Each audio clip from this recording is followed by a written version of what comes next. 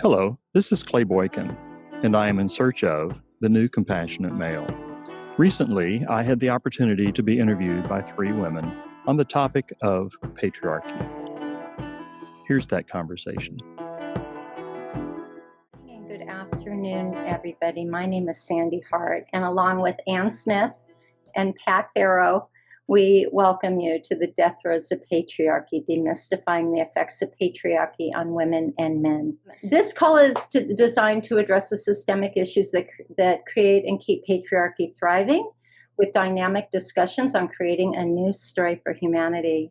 This is the third call in our series, and previous calls included the emergence of the divine feminine and the transformational power of divine feminine leadership. All of our conversations in this series address the deep root system and impact of patriarchy, a condition of society that we believe is the end of an era whose time has come to change. Met with resistance and challenges represented by the thrashing tail of the dying dinosaur, this call also represents us with responsibilities and opportunities like this series and all programs that we do here at SARA. Today, I get to introduce somebody I consider a dear friend and colleague, Clay Boykin. Clay represents and states often through his work, the new compassionate male is emerging in the world as the new archetype. Clay is the founder of Circles of Men Project, author of Circles of Men, a counterintuitive approach to creating men's groups, and creator of the podcast In Search of the New Compassionate Male. Clay is also developing the men and boys sector for the Charter for Compassion, and he works closely with Gender Equity Reconciliation International, an organization whose focus is on deep healing between women and men. And Clay is well known for his servant leadership approach to life. He leads workshops and retreats in the United States and Africa, and presently working on his new book, In Search of the New Compassionate Male, which I can't wait to read. Welcome, Clay. Thanks. It's great to be here. I think, Pat, you have the first burning question. Well, this one is fun and easy, and it's so much fun that we got a chance to get to know each other better. So I know that this is, it seems that this is the essence of your work. And so the question is, how do you create a culture in your men's circles in which men talk about their feelings and vulnerabilities and address their capacity for connecting with their hearts? That's a wonderful question. Let me share that what I've learned over the time is that there's 6 basic forms of men's groups. You know, there's the traditional Carl Jung based, there's the mythopoetic with the Robert Bly, there's the mass movement, Louis Farrakhan, there's the neo-pagan, the guys are all running around in the woods. There's a traditional, which is kind of like the Knights of Columbus, let's say. And then there's one that is what I call the integrative reflective model. All of them, except for the integrative reflective, all of them work to break into the guy to get him into his heart. Now, that's a big generalization, and there's hybrids of all these groups. The integrative reflective model is for the guy that's already in his heart, and he's stuck, and he's trying to come out. He may have gone up through a recovery program, and he's looking for something at a little bit higher level, but he's not going to go back to organized religion because he got burned on that. And he can speak just so deeply with his wife or his partner, but there's still another level that he really needs to talk with another man about. But we are brought up not to trust each other. And so we're stuck, and we're festering, and we're dying, and we're causing a lot of pain in the world. So he's stuck, and I'm describing myself. And so 8.5 years ago, I got to a place after being a prayer chaplain for a while when I went into the New Thought Unity Church. I said, if other guys are feeling like this, then I need to get these guys together and let's figure this out so we can learn how to build trust. And so, to your question, we did it totally different. That's, I call it counterintuitive, because again, this is what I needed. We formed a network and not a group.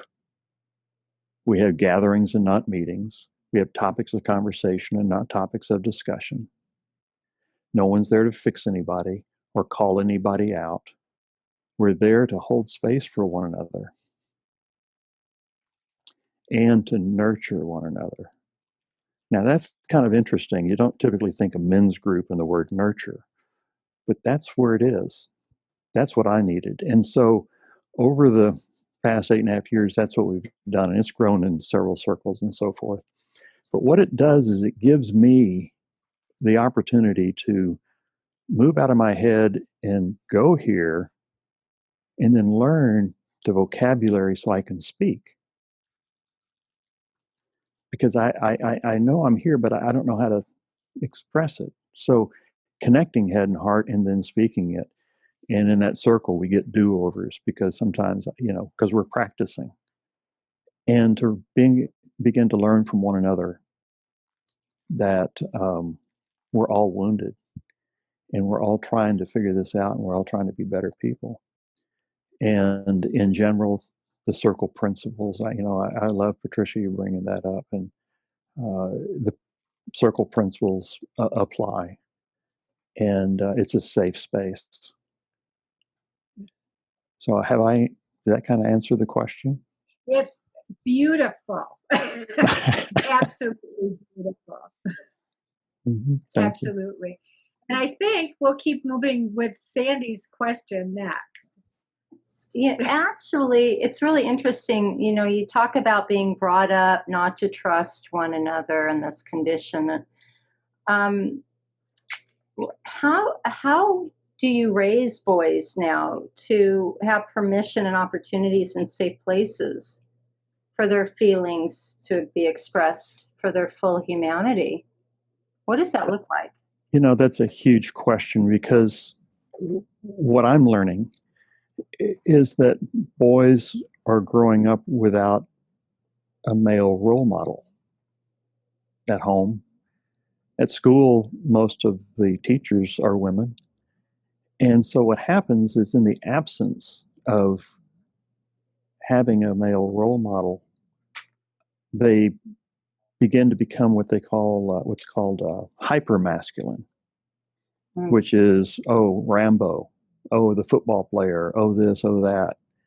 And they model themselves after what they see, as opposed to growing and being nurtured as a young boy with a father or father figure. There's several organizations. It used to be the Boy Scouts was there to provide some of that and to provide some early life safe rites of passage with that structure and format, and bring in some of the indigenous tradition as well.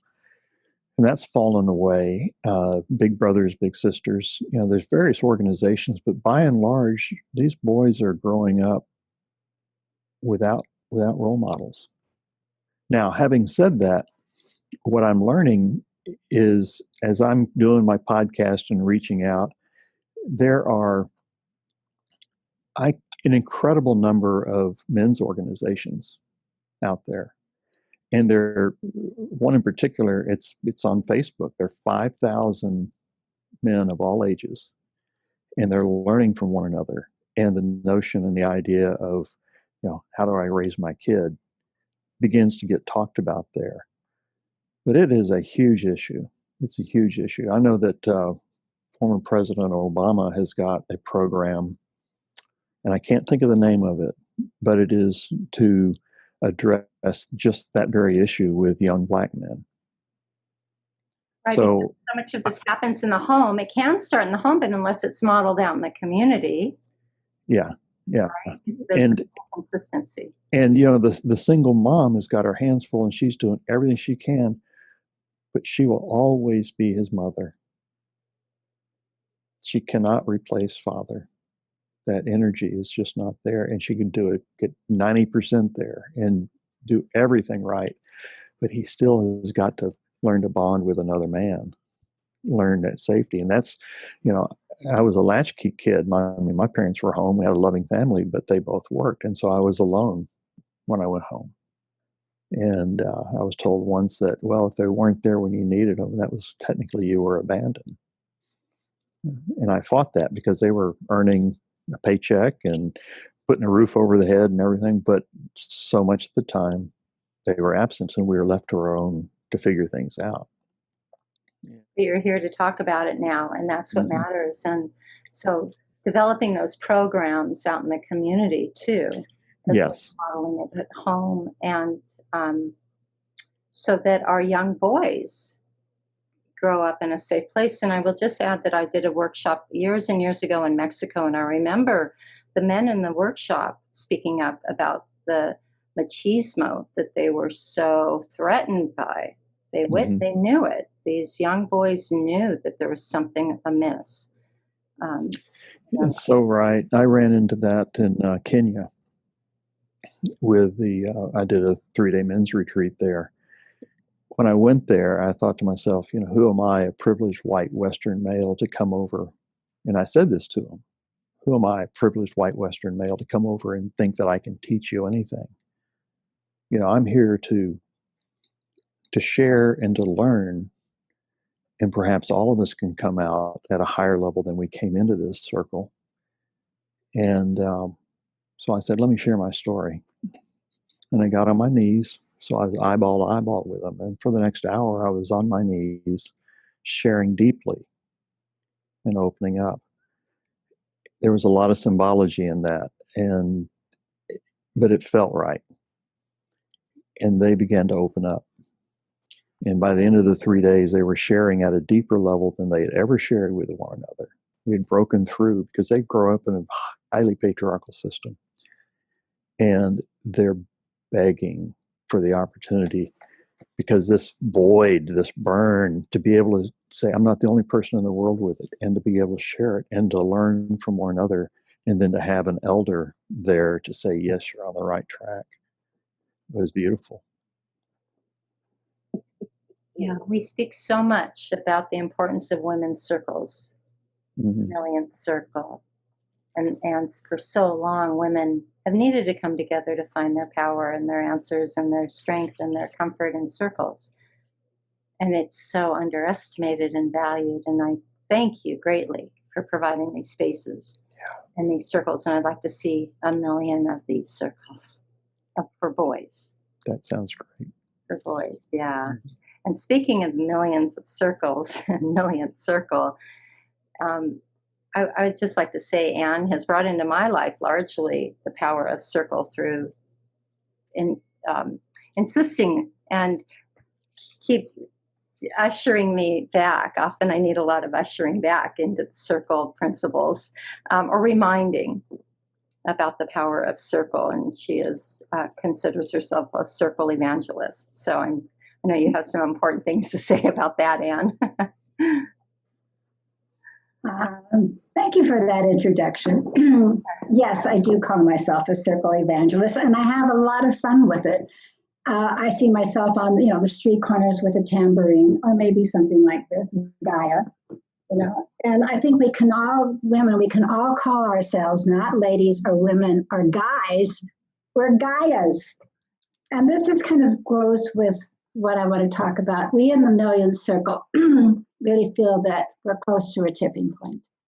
And I think that when we've been looking at, and this is for all of you who have been a part of this sort of spiritual movement that is non-hierarchical, non-patriarchal, and values all creation. And there's no separation from us to creation because we're part of it.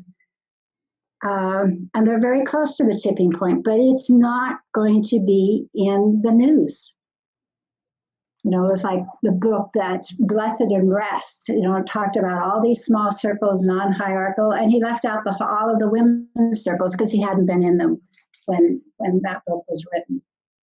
So we're writing a new history, a new story. And Wendell Berry has this quote that is wonderful. Women and the earth are inseparable. And as one goes, so goes the other.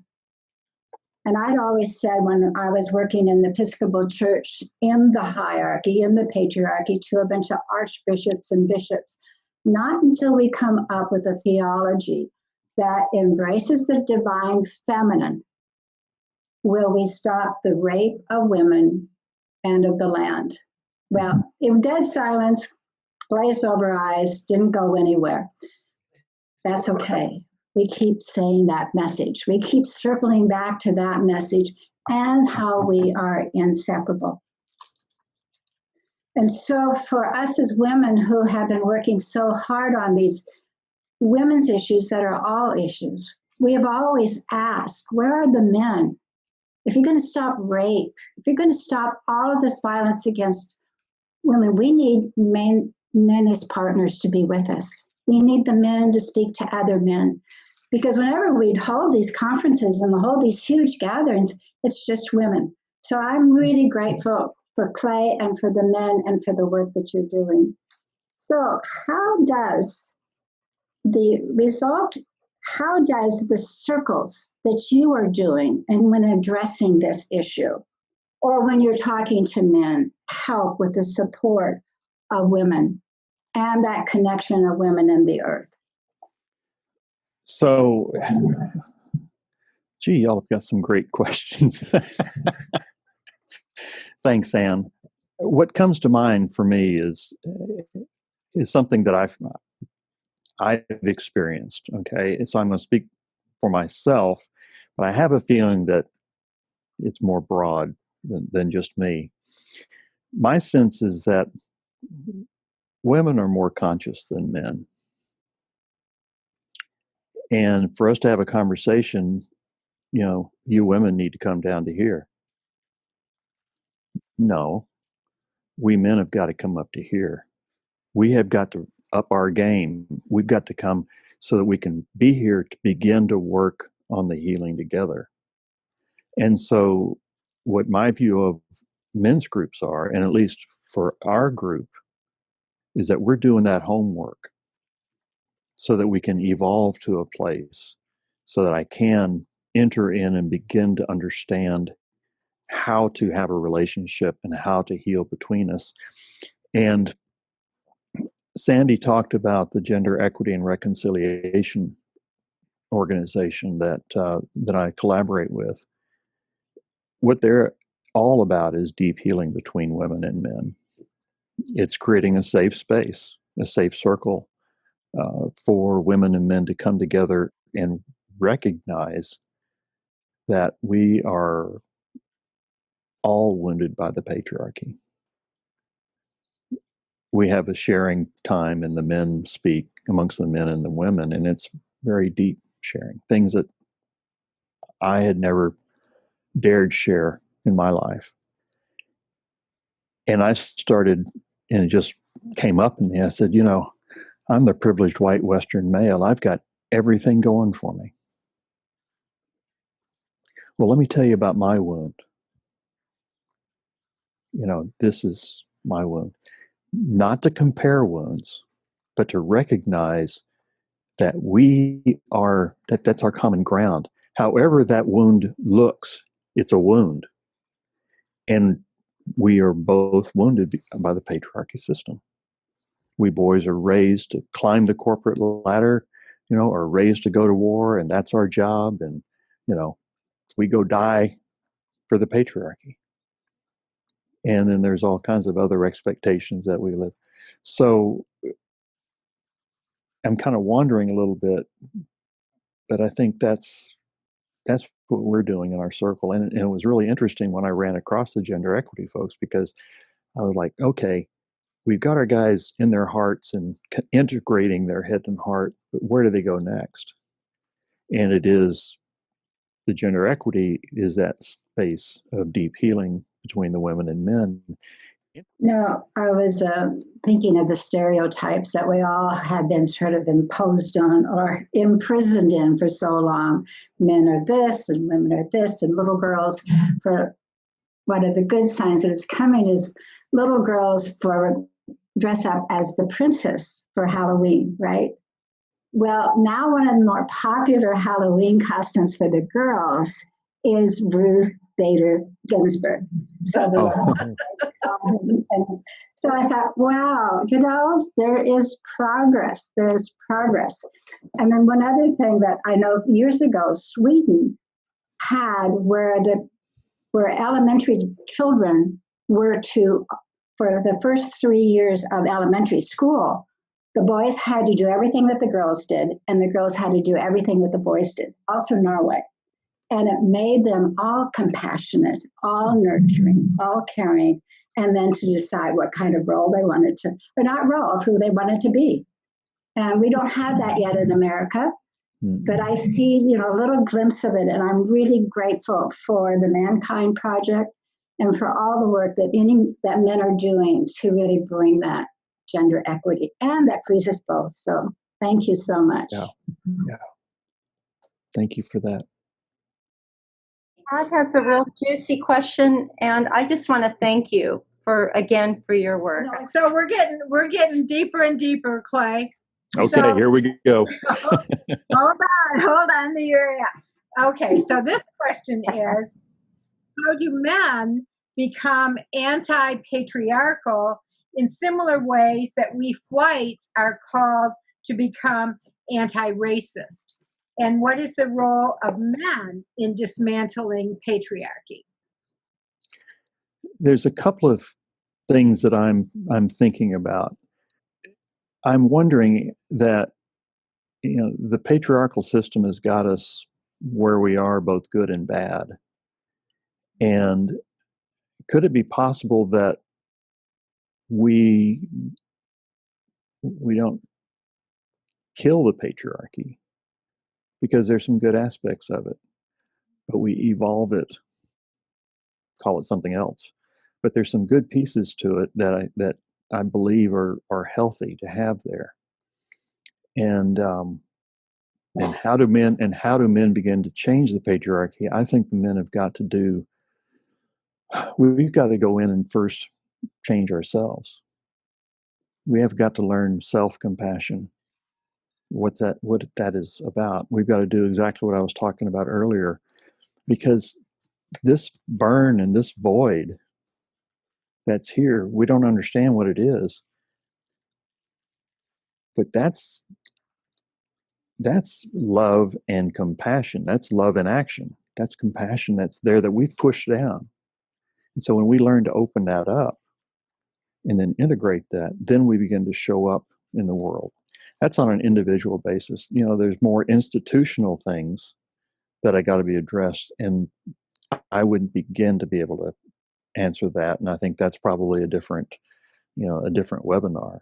But speaking about men individually, is to recognize that, again, that we're all wounded, and to open up. And I think the younger men, I think they're further along. They're growing up. I'm contradicting myself because earlier I said they don't have the mother figure, but there's another whole group of young men that are getting it, and they are showing up differently. So. One of the thoughts I'm having about that is in the first Women's March in DC, there were so many beautiful young men pushing their babies and their strollers around their backs and marching with the women. And that was a very beautiful experience. I experienced that as well here in Austin, the Women's March here. And my wife and stepdaughter, and they were right up in the front of the crowd. And, I wouldn't say it was 50-50, but boy, I tell you, there were a lot of men at all ages that were present, showing up. So it's happening. It's happening. In Los Angeles, there were a reported 1 million people in the streets for that march. And it sure did appear that it was 50-50. And dogs too. We saw people with their whole families and children. And the signs of support were remarkable. My wife is a feminist and I support her. Or there were so many creative signs. It was so fun to watch. Not one recorded incident of violence. anywhere in the world with all Mhm. those marches, which was a sign that the divine feminine was present in both genders. Yes. Do you find yourself in an environment ever where you have to, whether it's work or at church or wherever, and this might be a tender question to ask, Mhm. and we are being recorded, where you've had to say, well, wait, that's more of a patriarchal approach? Like, how could we look at this differently? Or calling somebody out as to Pat's really great question about relating it to being anti-racist. I have had to say, did you see that as a racist comment you've just made? You know, Mhm. do you ever find yourself in the position to say, do you see that's a highly patriarchal position you're taking? Is that a fair question to ask you? Man, I don't know. I want to go back to the early 90s when I was at Motorola in the corporate environment. And I've always been kind of a counterintuitive thinker, and I'm not an engineer. So I had to find my space there. And what I found was that I could change cultures and organizations without using the word culture. And what I became was a change agent. They would parachute me into an organization and they would disguise me as the marketing director or the operations director. And I could fulfill those roles, but I couldn't do it technically. And what I brought into the organization, I would think of as, back then, I would think of it as heart. Today, I think of it as bringing spirit into the organization. And I did that with something called servant leadership. And it's all about taking care of the people. It's creating an inspired vision, modeling the way, challenging the process, enabling others to act, encouraging the heart. Those are principles I learned in the Marine Corps. And bringing those into an organization, it wasn't a direct confrontation of, hey, that's patriarchal. But it was the general manager who saw what I was doing and he said, come on in. And so we changed the culture. We brought heart into the organization. To put it in perspective, the organization, I think, was probably about a third women. And it was a $250 million organization. 3 years later, same size organization, most of the same people, we were $500 million. And the only thing that changed was the culture. The only thing that changed was we brought heart into the organization. So that's what came up for me, Sandy, when you talk about confronting patriarchy. Before they went into white privilege of Peggy McIntosh's work way back when, she started out with male privilege so that you would have kind of a shopping list of what to look for to know that you are now getting more privilege than women. And they're small things. And then it's now gone into white privilege. Mm-hmm. And they're very helpful because it gets it out of so much of what is patriarchal. But what am I doing Mm-hmm. that I am using my white privilege that is not given to women of color? And so I'll give you just a couple of incidents. And you've heard these. A man will say something. No, a woman will say something in a meeting. And then a little while longer, a man says, and nobody pays any attention. And then the man said, and they'll say, great idea. Yep. When this I certainly knew in the Episcopal Church, which is, bishops and archbishops and priests, and there's a whole pecking order of clericalism. Mm-hmm. When we women would work very hard on being equal and all of this, a bishop would walk into the room and they'd all abdicate their power. It would be like, and until there was a woman bishop that would walk into the room. And boy, you try to tell this male bishop what had happened so that they could be more conscious about it.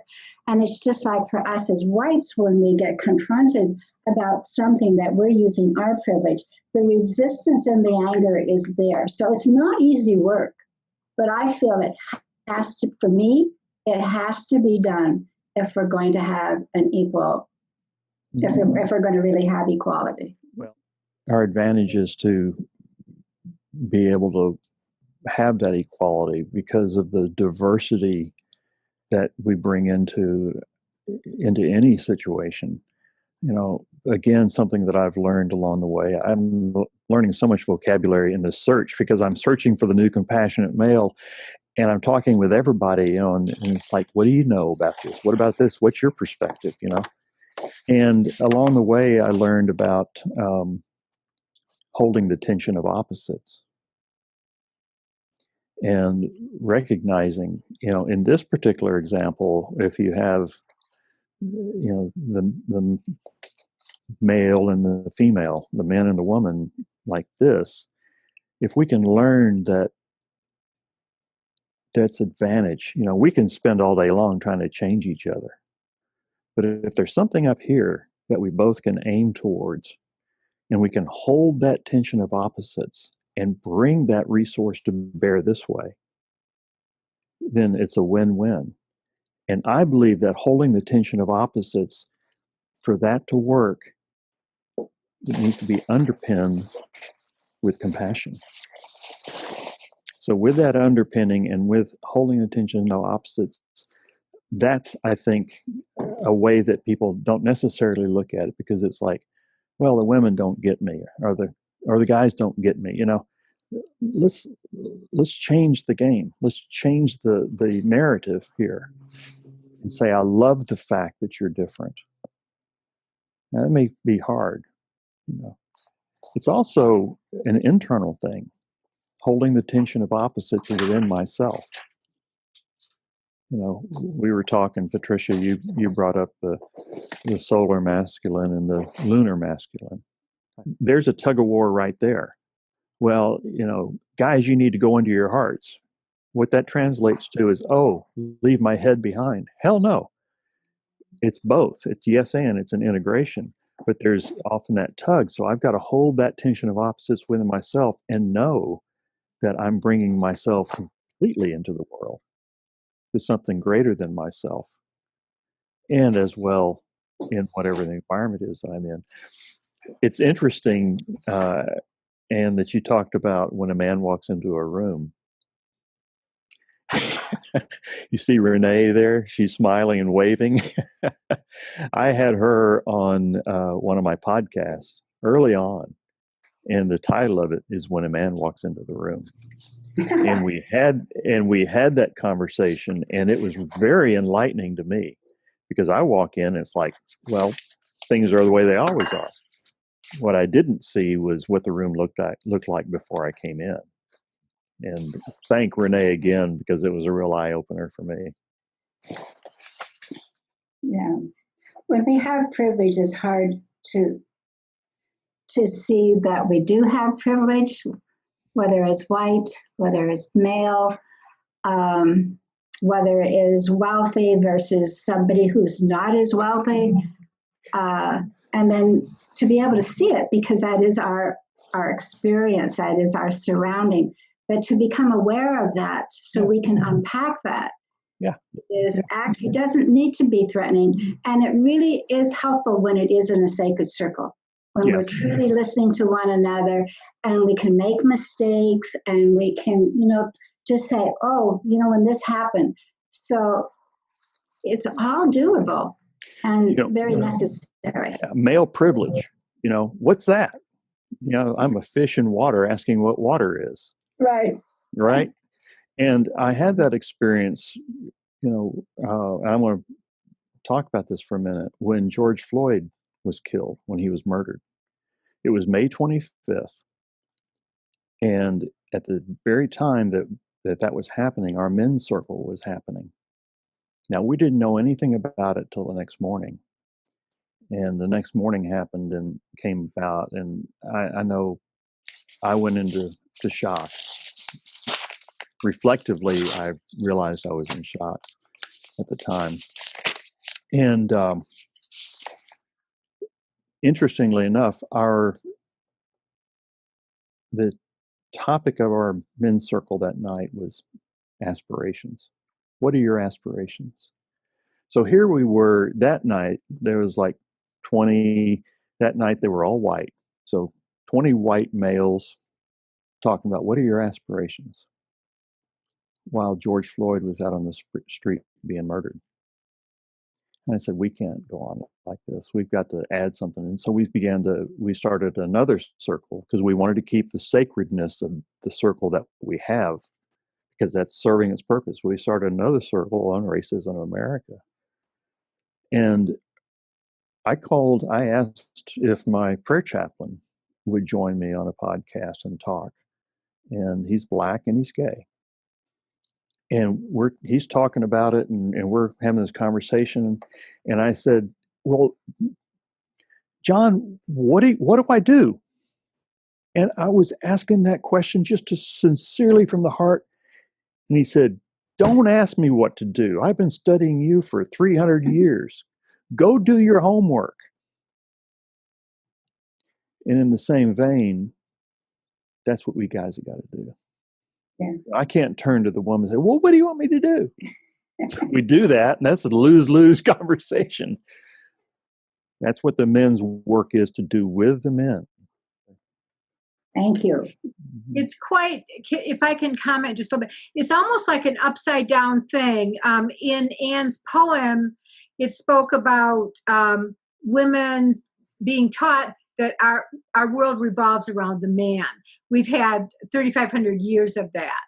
And so now there's an upside down thing as we're looking at change, that men are looking at, how do we think in terms of serving women? And it's very, you use the word counterintuitive. It's something that we have never really talked about very much. Just like we haven't talked about how do whites lift up Blacks. We haven't talked about that. So it's a new thing. But I do notice that Dennis put in the chat, he wrote, this is the difference between zero sum, patriarchy, and synergy. So I like to sometimes think of the lunar male. I get you that, head and heart. Cool. I agree. But the fully actualized male and the fully actualized woman, that's synergy. Absolutely, yeah. That's synergy. And that's the dance that Anne was talking about in the poem. So that's where we're going, but it's hard work, and we don't know. Well, if I can just say one more thing, Clay, I had a friend who wrote a book about patriarchy, and I said to him all the time, you have to write this book for us women, because we're like fish swimming in the water. We don't know, because we're enculturated into it. We don't know patriarchy any more than you know patriarchy. So it's the same thing. It's the water that we're swimming in, and how do we become aware of what that water is? So yeah, beautiful work that's done. I mean, the common theme is, you guys need to get into your hearts to do our work. And this kind of goes back to a conversation we were having the other day, which is in the women, the divine feminine embracing the divine masculine within themselves. Which is the solar feminine. The solar feminine. And when we talked about that, that was a vocabulary that I had been looking for, and I'm still learning it, obviously. But it's not just the guys learning how to go into the hearts. It's the women embracing the solar feminine. We're in this together. Absolutely. We're in this together.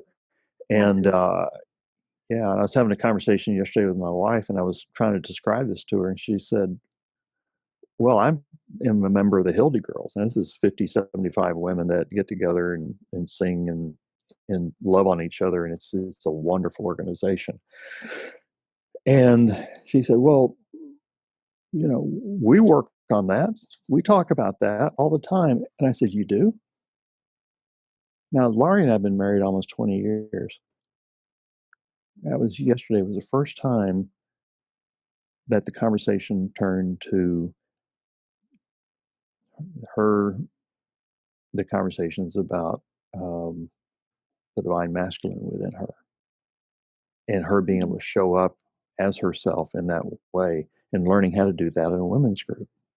So I just thought that was interesting. Sandy's face is all lit up. Unfolding, this is such a peeling back at the onion. And it's so relative to white privilege. I see our sister Michelle here, who is in Alaska and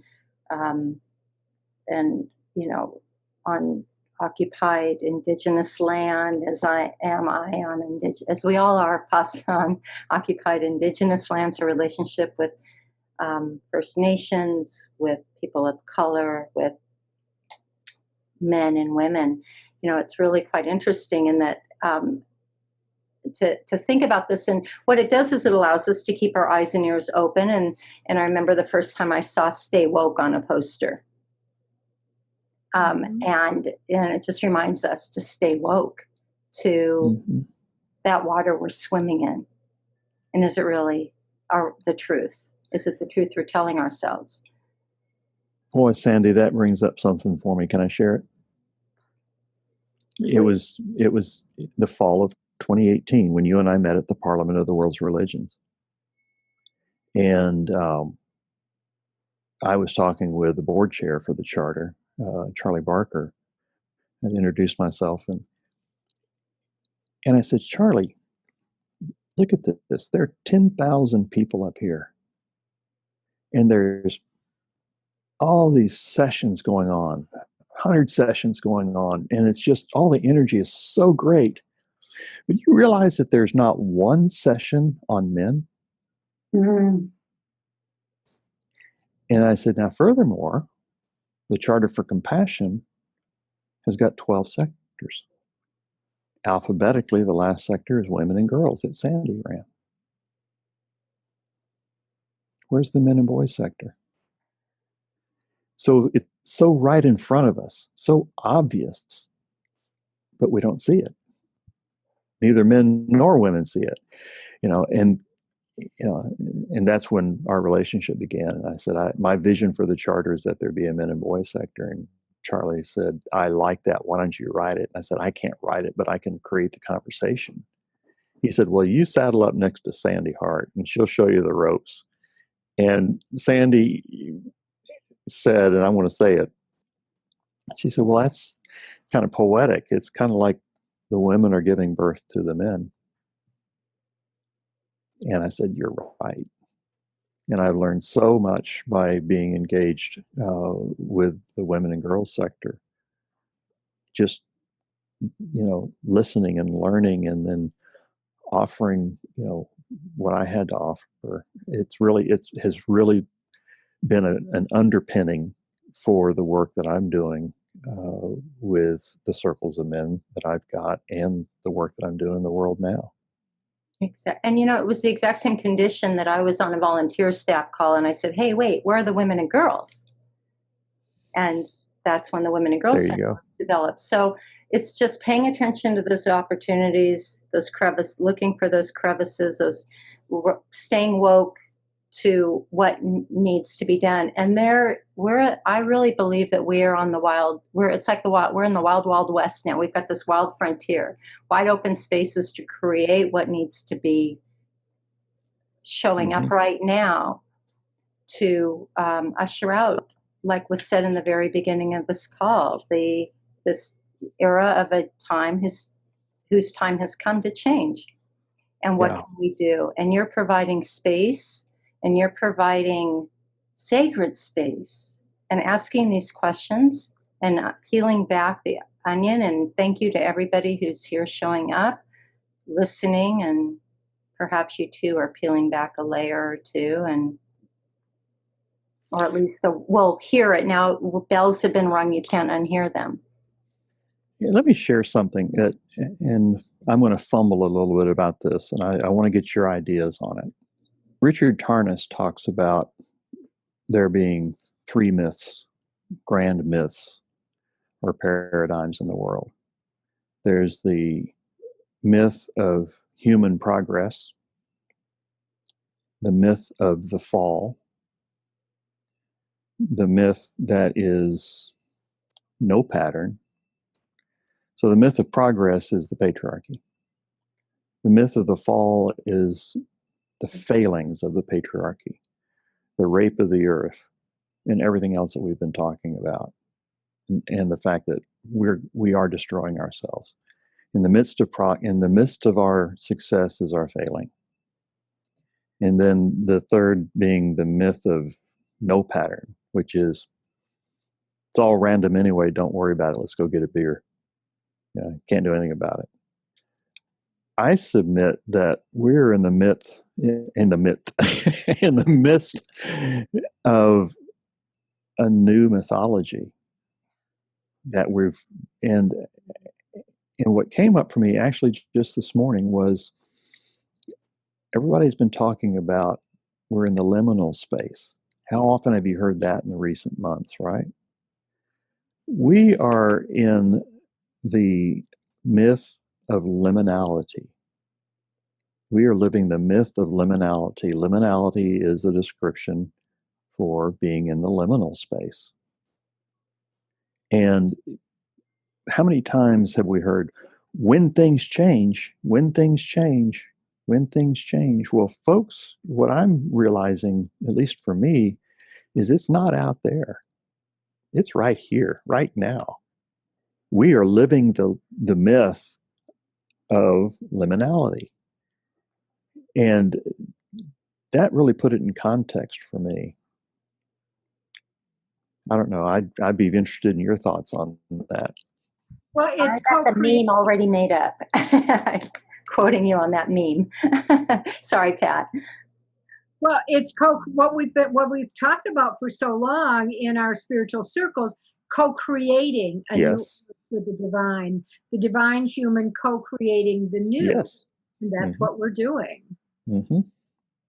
And I heard it, and I don't know where I heard it, so I can't give credit, but what we're asking for is a cosmic shift, not a cosmetic shift. And for so long, our country was built on a cosmetic democracy. Mm-hmm. And now we're finding out we got to have this cosmic shift that only can be from the heart and through spirituality. And, what is in the heavens is below and blah, blah, blah. So, I love that. And I don't know we got to find out who said it because I want to give them credit. Well, you're right. And the universe is conspiring in our favor. Yes. I don't know but this much about astrology, but everywhere I turn, they say the planets are aligned. And what I'm learning is that's not metaphor, people. No. That there's truth and wisdom to that, and so we are being given this opportunity, and we're going through our dark night of the soul right now. And in the hero's journey, we come out. Thank you, Clay, for your wisdom. You and I have so many conversations. Even today, I had so many breakthroughs and so many ahas, and I remain woke because of you. Thank you so much. And to my cohorts, Pat, Farrow, and Ann Smith, it's simply a thrill to be able to manifest these sort of programs with you.